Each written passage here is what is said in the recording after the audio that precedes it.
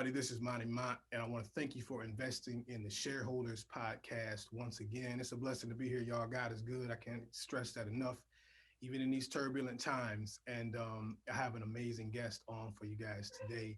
Very excited. We finally got some time. Sometimes, schedules, man, these folks is busy. These is entrepreneurs. These is people doing things. So you got to be flexible, but I'm so glad to have her on. Iomikoe Johnson is her name. How are you doing today? I am doing so good. I am I'm sitting down watching the election. I'm pretty sure everybody is Yes. watching that. I got my, I'm over here just trying to stay out the way, stay safe. I early voted, so I'm just waiting, like everybody else. But I'm doing great though. Awesome, awesome. Yes, we're taping this on election day. It'll probably come out a little bit afterward, but hopefully everybody took time to vote. You know what I mean? I'm just gonna say that Mhm. because it's so important. And Our life right now is yes, depending on us voting. yes, And it's that is the craziest thing. I thought I would never have to say that, but our livelihood is depending on the votes that yes. people have cast in the last couple of weeks and today. Seriously, and it's as we said before, people have lived and died and fought for us to even have the right to vote. So if you can, then you should. So Go that just vote, goes without saying. please. So okay, I want to just get right to it because I know you have some other things going on, but Okay. you have a lot of endeavors and things that you are doing in your career. And I love to ask this first question to all my guests. Where do you get your entrepreneurial spirit from? Where is that something you've always had, or is it something that you kind of learned and cultivated as you went on? That's something that I've always had. I've never, okay, I've worked jobs, for people, but I was always unhappy in them. Mm, Like I was always watching the owner of whatever job or the manager or whatever saying, man, like that's what I want to be. Like I don't want to be this. I want to own my own business. I want to be an owner. I don't want to be, yeah, a worker. yeah. So That's I've always wanted that, like ever since I was a kid. I get always get kind of different answers, but I love that you actually. Some people I had a lady on that said her parents were business owners and that inspired her. But for some of us, we look to other places and like you say, at some point you got to be like, man, I want to be the boss. I don't want to just, you know. Yeah, I don't want to just sit here and take orders. I want to be the one that gives the orders. Right.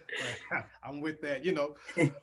So now you are an actual published model, and also a model with vitiligo. Can you first of all explain for any people that might not know what actually is vitiligo? Well, vitiligo, I'm glad you asked that question because a lot of people, and you pronounced it correctly, so thank you.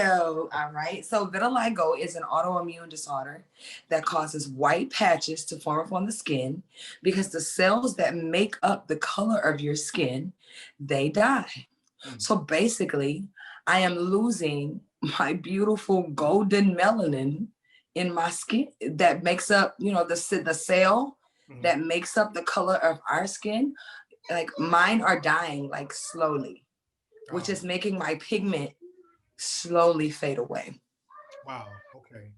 But even with that and, going through that and dealing with it, you were still able to break through in the modeling field. And, there's always been a stigma between, with body image and you got to look a certain way. And, we only want this type of look and all of that. But how important was that for you to pursue this dream and actually do it and show there is other standards of beauty that men and women can aspire to? Okay, first I'm gonna start at the beginning. When I first found out I had vitiligo, I went to the dermatologist, and the dermatologist, he showed me the worst case scenario pictures of people with vitiligo. And so immediately going into finding out that I had vitiligo and what it was, he frightened me with those pictures. Mm, So dermatologists don't do that. He frightened me with those pictures. And as I'm going through this journey, right, I never knew anyone that had vitiligo. I take that back. I knew one person that had vitiligo. It was a cousin, mm, like my fourth or fifth cousin. She was older. And I always saw her cover up her vitiligo, but me and her never had a conversation about her vitiligo. Even when we went to family functions and I got vitiligo, she never had a conversation with me about it. So I had to discover what vitiligo was and go through this journey alone.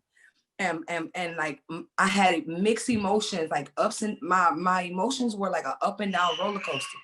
So when I finally got to a place that I accepted the fact that I had it and it was no cure, I did everything, did all the research to find out if I could, if there was something that could reverse this process.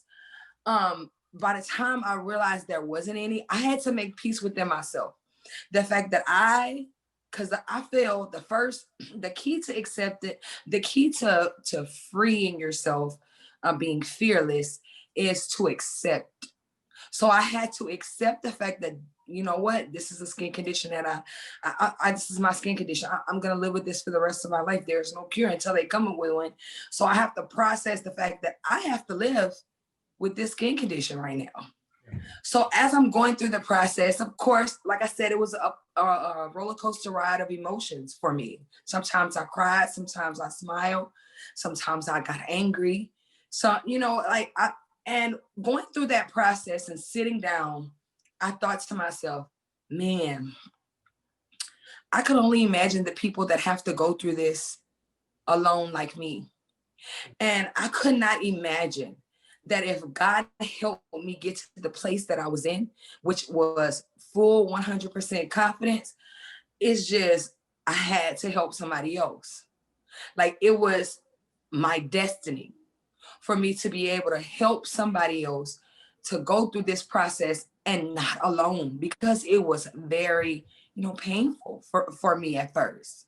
So I went into modeling wanting to help people, not trying to be, famous or anything like that. I went into it because I knew the pains. I got called a Dalmatian. I've got called a spotted nigger. I've gotten called in my face. Wow. I've gotten called asked in the drive-through when I'm going to get my grandchildren or my children's food, and people ask me why I'm in the drive-through with mud on my face. Like it's if I'm gonna just get in my car and ride around with some mud in my face. I've gotten told in Walmart, duck season is over. You can take the paint off your face. People right now on my social medias tell me they said my N word is loading. Wow. So tell me that I'm not Black, that I'm white, which my skin condition does not change my race. It just changes the color of my skin. I'm still a Black woman. So I couldn't imagine someone having to go through that alone. You just said something, you said so many great things, but you just said something that your skin condition does not dictate your race. You know what I mean? I was talking with a friend how just the world is and how we get so caught up in, somebody's color of their skin and we define them by that thing, and we were just talking. I'm like, sometimes people don't even realize, that, hey, there's white people born in Africa. You know what I'm saying? There's people born, and we so try to just put people in a box. And man, you just said that, and that's so powerful, is the fact that, you have a condition, but it does not define your race and your history and your family. And wow, that is everybody in my family is Black as Black can be. Somebody asked me, commented on actually a post that I have up now that I posted, I think yesterday or day before yesterday. They asked if I had to choose what race I would be, what would I choose? wow. And I'm like, Wow. Black, because that's what I am. Like, I don't want to. That's not an option. Yes. It's no other option but Black. That's boy, oh boy. It's but you know what? That's why I want to have you on, because a lot of people are just ignorant and don't understand what it is. They don't know the condition. You like you say, it some point you might have seen somebody with and don't know how what it is and all that. So I'm glad you're shedding light to it. So in addition to modeling, you also have your own cosmetic company, Perfectly Painted Cosmetics. Now, what made you then want to do that and start a whole cosmetic company? Okay, so listen, I have vitiligo, and no, I don't cover my vitiligo. I used to, I did for 12 years. Mhm. And when I decided that I no longer wanted to cover, because it was just too freaking much, having to, it would take me an hour and a half to cover my face. Wow. And I was like, okay, I'm going to live with this skin condition. I'm still a girl. At the end of the day, I'm a woman. I still like makeup, even though I have a skin condition and I don't want to cover it. Mhm. But I can go around it, and I can use the accessories like lipsticks and glosses and mascara and eyeliner and eyeshadow. So I was like, you know what? I want to create a line for people who don't want to wear a face full of makeup. If you want to wear a face full of makeup, that's fine. You know, some women like that. But for those that don't want to, and at the same time, you get to help somebody else with a skin condition, because I donate some of my money to my vitiligo community. So if you want to, not wear, everything, Yeah. I sell the accessories to it. And I Nice. called it Perfectly Painted because I believe that we are perfectly painted with the purpose. Man, that is beautiful. So I want to ask you. I got maybe one more, two more questions. We'll be done. Okay, that's fine. As a woman in business and with the things you represent, and being a black woman, and a lot of things that we've seen kind of change in these times, what is the message you really want to send even to younger women? And we know in the history of this world and even in this country, things have not always gone women's way, and women have had to go through a lot of things. But you are a successful businesswoman, and you have gone through more hurdles than a lot of people have jumped over. What is your message to maybe the young woman, just, even with vitiligo or not with vitiligo, but man, I want to be more than what people define me as? What is the message that you feel you're trying to send out? I want girls to know that, listen, we are super women. Okay. We, okay, we bring life to this world. If we can bring life to this world, we can do anything, anything. Like, because you see, you're a man. And let me tell you something. Them contractions, if you got kids and a wife and you had some kids, I know that she told you that them contractions ain't no joke. It's like my grandmother used to say this: we got one foot in heaven and we got one foot on earth. Okay, you know what I'm saying? Like, so if I feel like if we can give birth, we can do anything. We're powerful. Yes. And don't give up on your dream. If you have a dream, pursue it. Now listen, everything isn't always going to go as planned. We're going to have some ups and downs, okay? Some little hurdles to jump and mountains to climb, but we're not going to ever give up. Yes. If it won't work this way, we're going to try it a different way. If it don't go over that way, we're going to jump over there. But we're not never going to give up, because where there's a will, there is a way. Right. And I'm going to tell women this: do not, and I mean, do not give up on yourselves. Do not give up on your dreams, because you can get 50 no's and that yes is 51. Man, I love that. Last question. I have really enjoyed this interview. Have you had anybody be a mentor to you? We love to talk mentorship as well. Is anybody kind of, even in your personal journey or professional, that you can kind of send some ideas? You know what I did? I had a really good friend. Her name is Archie. She's one of my vitiligo sisters. She was a person that I met after I had accepted my skin condition. But she encouraged me in my community to keep on. Like, I was having problems reaching out to some of the people in the community, and she encouraged me, kept pushing me and saying, you know what, they might not hop on your lives and they might not comment on this, but keep on going. She gives me advice on my business sometimes. She still does that to this day. She gives me ideas. She created my first modeling Instagram for me. Oh, okay. So my vitiligo goddess, because I have 2 Instagrams. Well, I have 3. I have my business one, and I have my personal, and I have my modeling one. And my vitiligo goddess, she created that for me. She did that for me. She created my email address, set up all of that stuff for me.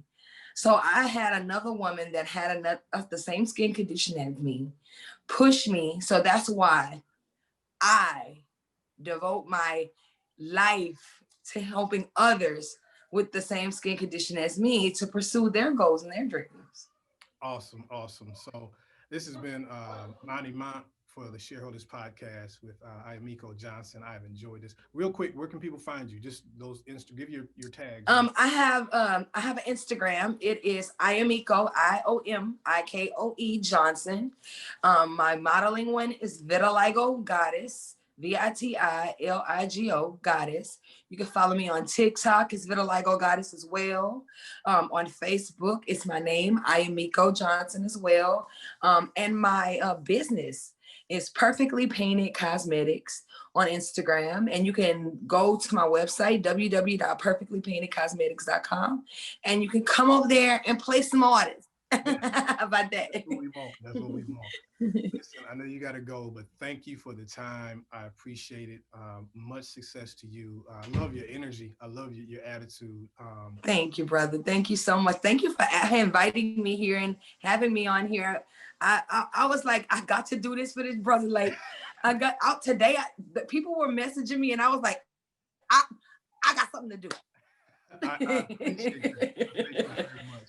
Guys, check us out, of course, for this podcast. You know where to find us here on YouTube and Instagram as well. Iomikoe, have a blessed day, and I'm praying for you too, my brother. All right.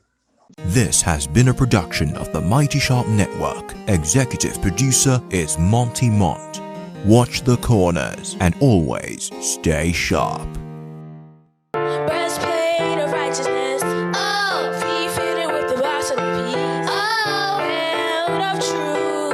Oh, oh, oh. She